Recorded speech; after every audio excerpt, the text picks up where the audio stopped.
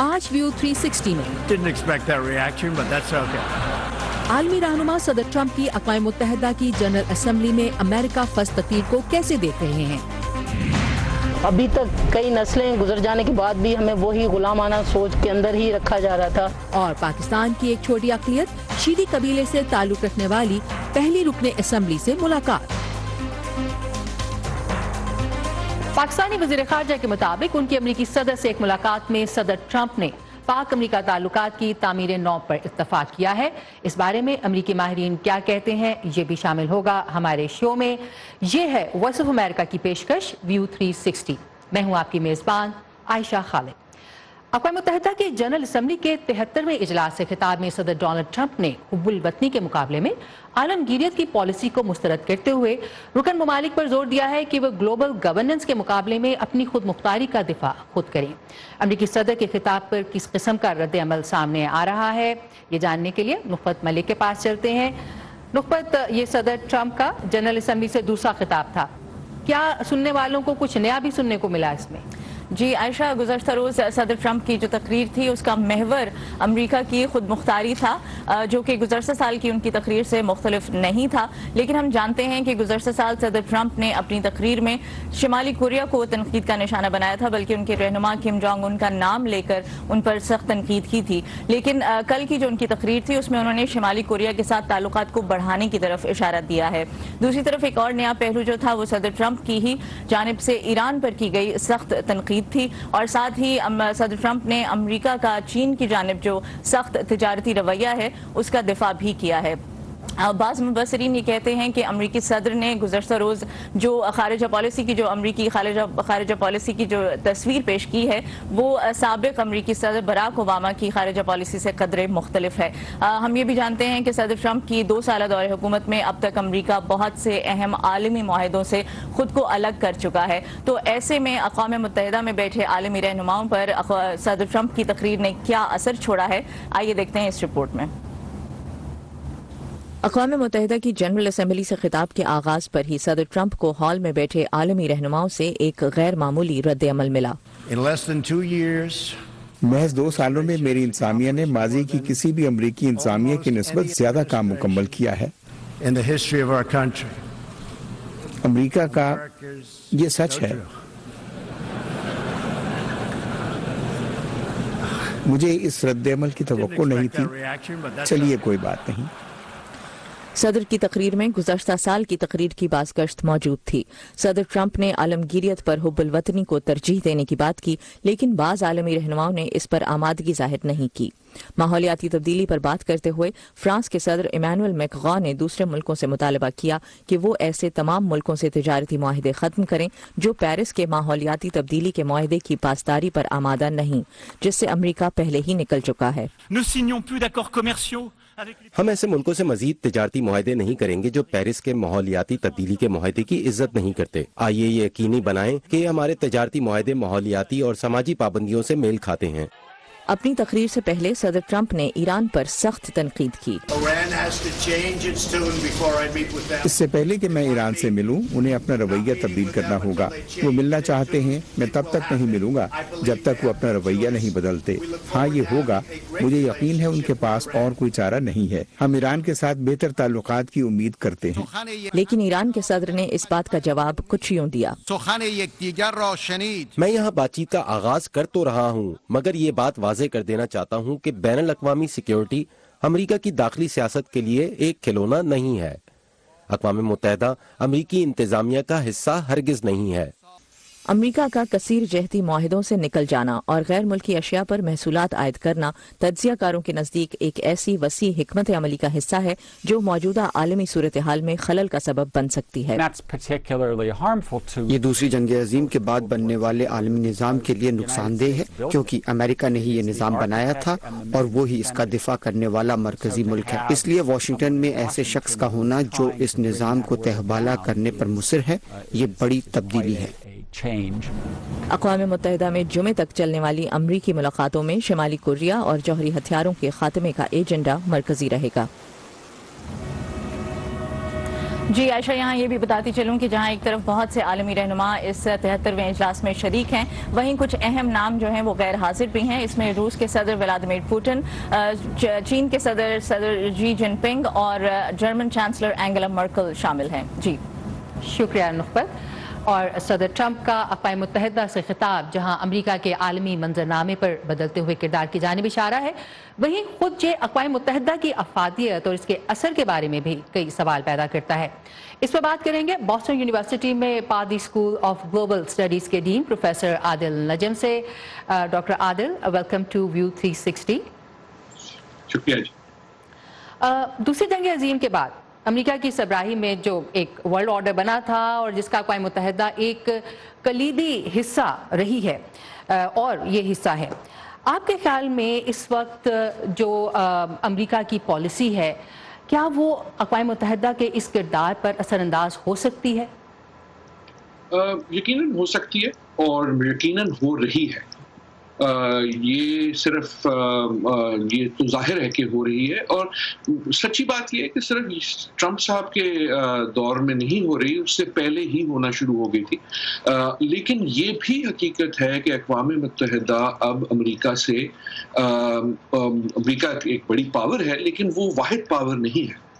دنیا میں اور بھی ممالک ہیں اور ان کے جو خیالات ہیں اقوام متحدہ کے بارے میں اور اس کے کام کے بارے میں، وہ زیادہ اہم ہونے شروع ہو گئے ہیں ایز امریکہ ریسیڈ کرتا ہے، نہ صرف اپنی طاقت میں لیکن یو این کے بارے میں، خیالات کے بارے میں۔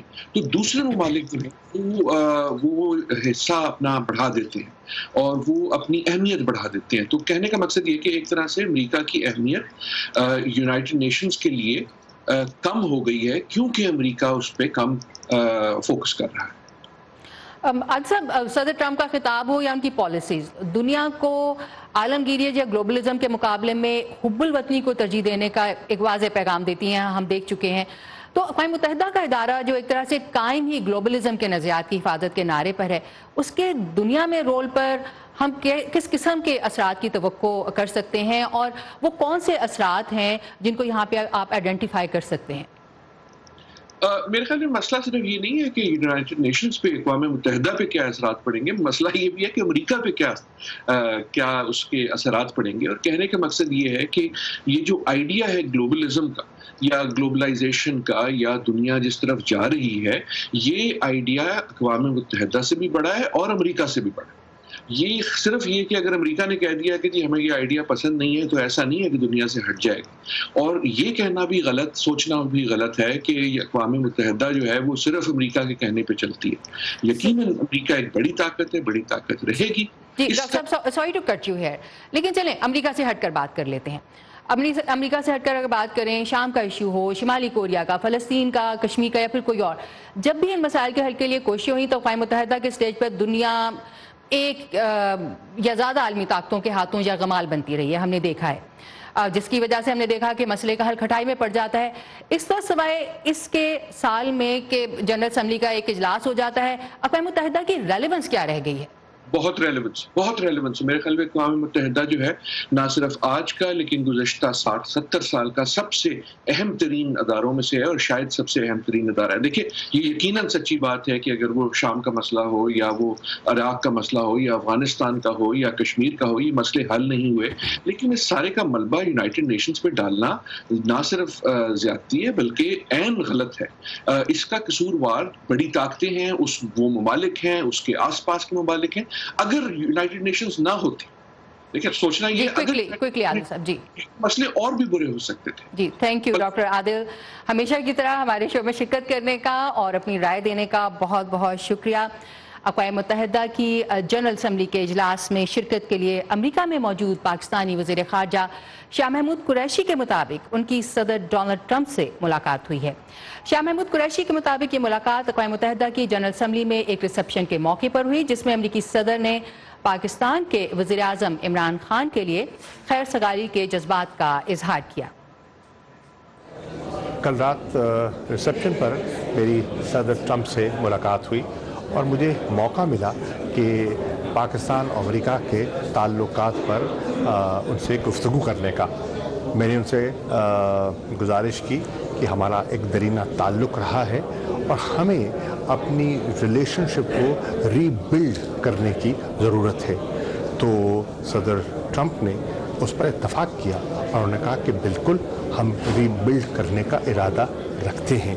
तो मुझे एक बड़ा मुस्बत उनका रवैया दिखाई दिया। और फिर मेरी रिसेप्शन के दौरान ही सेक्रेटरी ऑफ स्टेट पॉम्पियो और उनकी अहलिया से भी मुलाकात हुई। 2 तारीख को हमारी दूसरी मुलाकात तय हो चुकी है, तो वो भी he is looking forward. Shah Mahmood Qureshi का कहना है कि अमरीकी सदर ने पाक अमरीका ताल्लुकात की तामीर नौ की ज़रूरत पर इत्तफाक किया है। इस वक्त हमारे साथी नदीम याकूब जायजा ले रहे हैं कि क्या पाकिस्तान की इन कोशिशों के नतीजे में अमरीकी मौक़िफ़ में जल्द कोई तब्दीली आ सकती है या नहीं। पाकिस्तान में नई हुकूमत आने के बाद जो आला सतही वफूद पाकिस्तान आए उनमें अमरीकी वज़ीर ख़ारजा माइक पॉम्पियो और वज़ीर दिफा जेम्स मैटिस भी शामिल थे। अगरचे पाकिस्तान में हुकूमत नई थी, अमरीकी मेहमानों का पैगाम नया ना था। अमेरिका का पैराडाइम वीज़ा वी पाकिस्तान नहीं चेंज हुआ। पैराडाइम वही है, हम आपको एड देंगे अगर आप उन मिलिटेंट ग्रुप्स के साथ एक्शन के अगेंस्ट एक्शन लेंगे जिनके अगेंस्ट हम चाहते हैं कि आप एक्शन लें, और हम एड कट ऑफ कर देंगे अगर यू डोंट डिलीवर। पाकिस्तान और अमेरिका के दरमियान ताल्लुकात और खुसूसन अफगानिस्तान के मामले पर दोनों ममालिक में इख्तलाफात में बज़ाहिर कोई कमी नहीं आई। वाशिंगटन में एक मुज़ाकरे के दौरान तज्ज़ियाकार मोईद यूसुफ का कहना था कि पाकिस्तान में बेशतर लोग इन मामलात के बारे में नई अप्रोच के ख्वाहिशमंद हैं। The conversation here continues to be, of course, about Afghanistan, not Pakistan as much. यहाँ पर जो गुफ्तगू हो रही है वो सिर्फ अफगानिस्तान के बारे में है, पाकिस्तान के बारे में बिल्कुल नहीं। पिछले 1 साल डेढ़ में इन्हीं निकात पर बात होती रही है। पाकिस्तान में जो गुफ्तगू है इसमें अमेरिका पर कोई तवज्जो नहीं है। इलेक्शन से पहले और बाद में पाकिस्तान की गलियों में नुमायां तौर पर तब्दीली के लिए खुशी का एहसास पाया जा रहा है।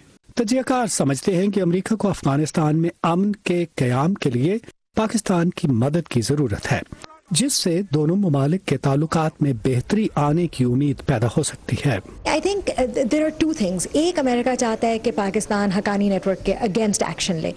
दूसरा, अमेरिका चाहता है कि पाकिस्तान अपनी जो भी लेवरेज है अफगान तालिबान के साथ वो यूज़ करे कि अफगान तालिबान को कि जो एटलीस्ट जो अफगान तालिबान के फैक्शंस हैं जो पीस चाहते हैं उनको टेबल पे लाए अमेरिका के साथ निगोशिएट करने के लिए। एंड उधर हो सकता है कि मतलब कोई प्रोग्रेस हो, because at that point Pakistan एक कंस्ट्रक्टिव रोल प्ले कर रहा होगा। And perhaps with this new government Imran Khan plus the Pakistani military can help play that role. तो उस पे हो सकता है कि we C some progress, may be अगले 2-3 महीने में नहीं, but may be in the next year. तज्ज़ियाकार कहते हैं कि जनरल असम्बली का इजलास पाकिस्तान की नई क़यादत के लिए एक अच्छा मौका होगा कि वो आलमी रहनुमाओं को अपनी पॉलिसियों और मौक़िफ़ से आगाह कर सके। नदीम याकूब, उर्दू VOA, वाशिंगटन। चीनी वज़ीर ख़ारजा ने अक़वाम मुत्तहिदा की जनरल असम्बली के इजलास की साइड लाइन्स पर पाकिस्तानी वज़ीर ख़ारजा से मुलाकात में कहा है कि पाकिस्तान और चीन के ताल्लुकात ख़राब करने की कोशिशें कामयाब ना हो पाएंगी। इस खबर की तफसील और दूसरी अहम खबरों के लिए आइए हमारी वेबसाइट urduvoa.com पर, जहाँ बहुत से अहम मज़ामीन और वीडियोज़ भी देख सकते हैं। पाकिस्तान की तारीख में पहली बार शीदी कबीले से ताल्लुक़ रखने वाली एक खातून ने इंतखाबात में फतह हासिल की है। ये हैं सिंध असम्बली की रुकन तंजीला कमरानी। शीदियों का शजरा नसब अफ्रीकियों से मिलता है। पाकिस्तान में उनकी अक्सरियत सिंध और बलूचिस्तान में आबाद है। तंजीला कमरानी सिंध के ज़िला बदीन से मुंतखब हुई। वो अपने हल्के के लिए क्या करने का इरादा रखती हैं, देखने के लिए चलते हैं बदीन के इलाके मातली सलीम खान के साथ।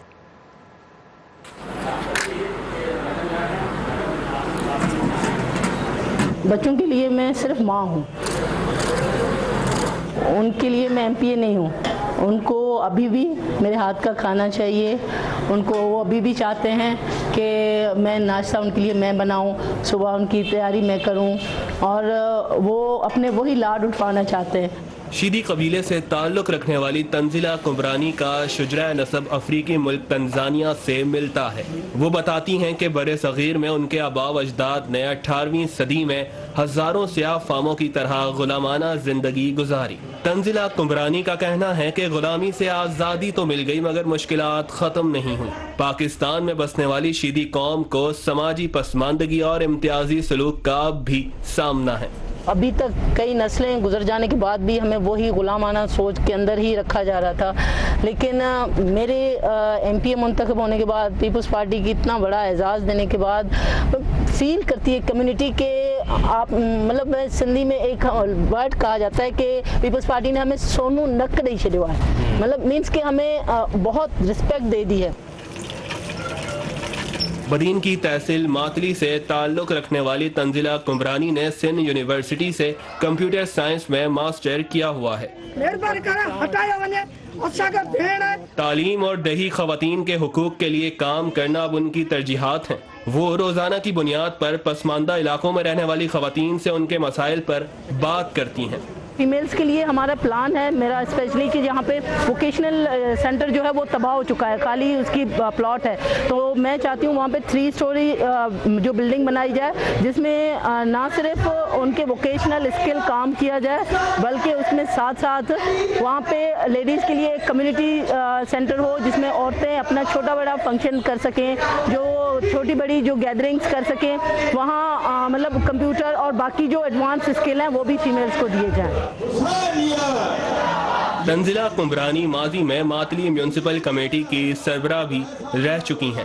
مختلف پس منظر سے تعلق رکھنے والوں کے ساتھ گھلنا ملنا ان کے لیے مشکل نہیں۔ ہر مذہب ایمان کی اور امن کی ترغیب دیتا ہے، اور میں نے یہ ابھی نہیں ہمیشہ سے، میں کرسمس میں بھی جاتی رہتی ہوں، ایسٹر بھی میں جوائن کرتی ہوں، میرے راکھی بھائی بھی ہیں، میں دیوالی بھی مناتی ہوں، اور جب محرم ہوتا ہے میں مجالس بھی اٹینڈ کرتی ہوں، ربیع الاول کے جو جلوس نکلتے ہیں میں ان کو بھی اٹینڈ کرتی ہوں، کیونکہ میرا ماننا ہے کہ سب سے پازیٹیو ہمیں ملتی ہے انرجی، یہاں سب سے پازیٹیو میسیجز ملتے ہیں۔ پاکستان میں شیدی قوم کی واحد منتخب نمائندہ تنزیلہ جب سندھ اسمبلی کی تقریب حلف برداری میں آئیں تو افریقی خواتین کا روایتی لباس زیب تن کر کے انہوں نے اپنی ثقافت سے محبت کا مظاہرہ کیا۔ وہ تعلیم جو زیور دو جو کو نکو کنجے کھران جو ہے نکو۔ ان کا کہنا ہے کہ وہ اپنے طرز عمل سے یہ پیغام دینا چاہتی ہیں کہ شیدی کمیونٹی کو دوسرے درجے کا شہری نہ سمجھا جائے، کیونکہ ملک کی تعمیر و ترقی میں ان کا بھی کردار ہے۔ سلیم خان، اردو، VOA، ماتلی۔ ہر روز کئی سو نوجوان بہتر معاشی مواقع کی تلاش میں افریقہ سے بذریعہ کشتی یورپ داخل ہونے کی کوشش کرتے ہیں۔ اس سال اب تک تقریباً 1,500 سے زیادہ افراد اس کوشش میں اپنی جان سے ہاتھ دھو بیٹھے ہیں۔ بچ جانے والوں کو عموماً امدادی جہاز ریسکیو کر کے یورپ تک لاتے ہیں، جہاں وہ پناہ کی درخواست دیتے ہیں۔ یہ سلسلہ کچھ سالوں سے بحران کی شکل اختیار کر چکا ہے۔ اس سے نمٹنے کے ایک طریقے کے طور پر اس آخری امدادی جہاز کی رجسٹریشن بھی منسوخ کر دی گئی ہے، جو بحیرہ روم میں پھنسے افراد کو بچا سکتا تھا۔ SOS اور ڈاکٹرز وداؤٹ بارڈرز کا اس جہاز کو عملہ چلا رہا تھا، جن کی اپیل ہے کہ معاشی مسائل کے ستائے ہوئوں سے یہ سہارا نہ چھینا جائے۔ ایکویریس 2 نامی اس جہاز کو بحیرہ روم میں عارضی کشتیوں پر سے بچائے جانے والے 58 سے زیادہ مہاجرین کو لے جاتے ہوئے دیکھا جا سکتا ہے۔ پورٹ پہنچنے پر اس جہاز پر لگے پاناما کے جھنڈے کو اتارنے کا حکم جاری کیا گیا۔ ایکویریس تب ہی تارکین وطن کی مدد کے لیے سمندر میں سفر کر سکتا ہے اگر یہ کسی ملک کے ساتھ رجسٹرڈ ہو۔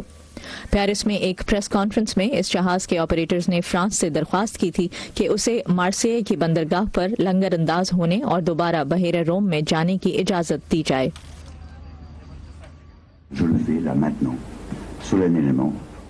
ہم تمام یورپی ممالک سے مطالبہ کرتے ہیں جو کہ عموماً قانون کی پیروی کرتے ہیں کہ مہربانی کر کے ایسا مت ہونے دیں۔ ایکویریس 2 جہاز پر اگست سے پہلے تک جبرالٹر کا جھنڈا لگایا گیا تھا۔ اٹلی کی حکومت اس بات سے انکار کرتی ہے کہ اس کی جانب سے تارکین وطن کے جہازوں کی رجسٹریشن منسوخ کرنے کے لیے دباؤ ڈالا جاتا ہے، تاہم وہ اکثر غیر سرکاری تنظیموں پر تارکین وطن کی غیر قانونی مدد کرنے کا الزام بھی عائد کرتی ہے۔ اٹلی کے وزیر داخلہ ماٹیو سالوینی نے پیر کے روز ایسے اقدامات سے پردہ اٹھایا ہے جو تارکین وطن کو مکمل پناہ حاصل کرنے کے عمل کو مزید سخت کر دیں گے، اور اٹلی کو اجازت ہوگی کہ وہ مہاجرین کی درخواستوں کو ملتوی کر دے۔ پناہ حاصل کرنے والے درخواست گزاروں کی درخواست اس صورت میں معطل ہو سکتی ہے اگر وہ سماجی طور پر خطرناک ہوں، جس کے بعد یا تو انہیں بحالی کے مستقل سینٹرز یا پھر جیل میں بھیجا جا سکتا ہے۔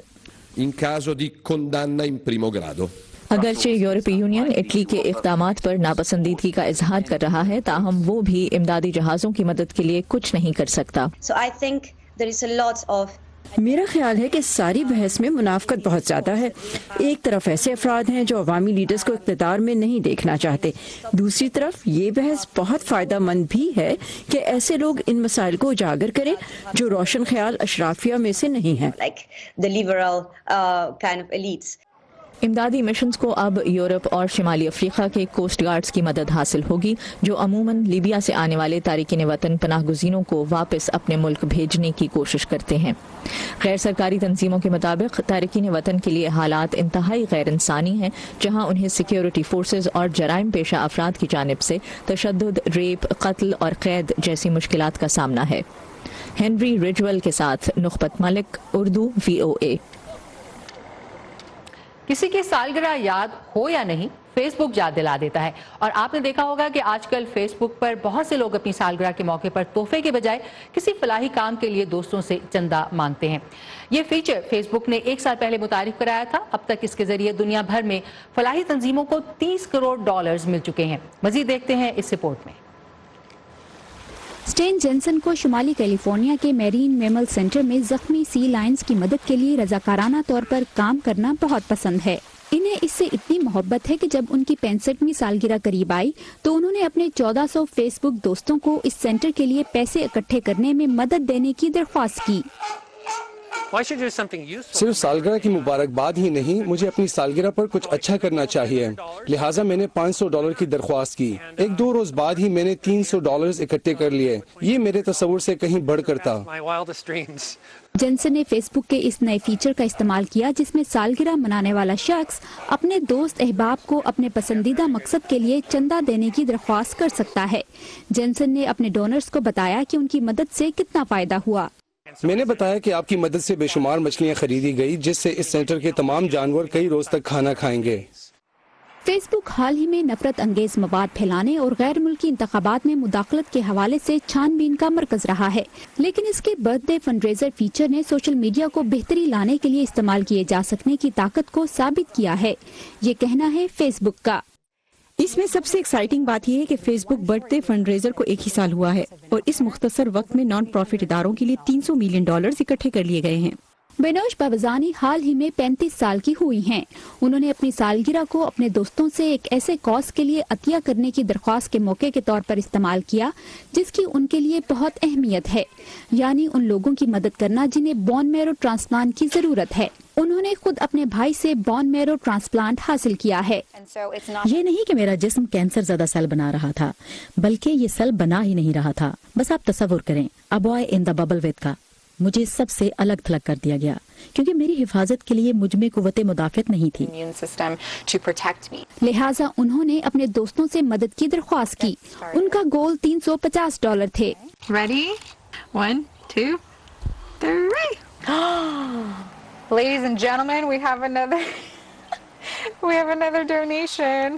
چند روز میں بابزانی نے $1700 سے زائد اکٹھے کر لیے۔ انہوں نے VOA کو بتایا کہ ان کی اس سے بہتر سالگرہ ہو ہی نہیں سکتی تھی۔ مشیل کوئن کے ساتھ وردہ خلیل، اردو VOA۔ یقیناً اس سے بہتر سالگرہ کیا ہو سکتی ہے جناب۔ یہ تھا آج کا View 360۔ فیڈ بیک کے لیے آئیے facebook.com/VOA اردو کے پیج پر۔ تازہ ترین خبروں کے لیے آئیے ہماری ویب سائٹ urduvoa.com پر۔ عائشہ خالد کو اجازت دیجیے۔